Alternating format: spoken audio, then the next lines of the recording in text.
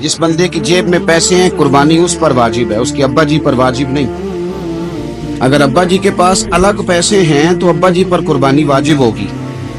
हाँ, अगर आपकी जेब इजाजत देती है तो आप 3 कुर्बानियां खरीदें या बड़े जानवर में 3 हिस्से डालें।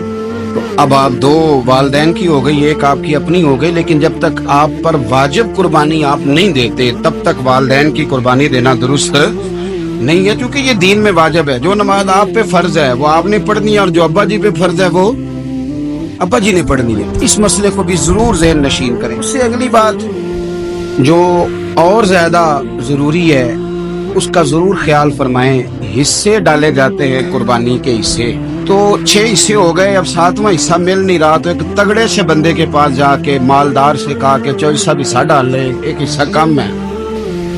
चौधरी साहब कहने लगे कि मैंने तो पहले भी 4 बकरे लिए हुए हैं, तो चलो अगर तुम कहते हो तो चलो बड़ा गोश्त आ जाएगा, टिक्के ही बना लेंगे, चलो बड़ा गोश्त भी 10 किलो आ जाएगा, तो कबाब के लिए रख लेंगे, चलो रख लो हिस्सा।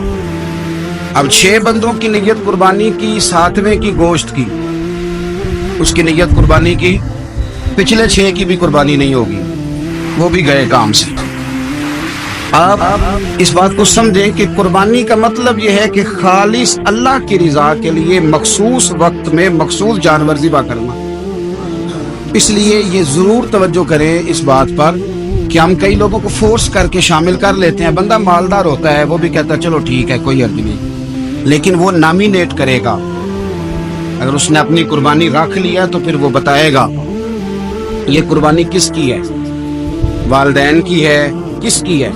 तो कुर्बानी इस तरतीब से करें कि उसके सारे मसाइल से आगाही हासिल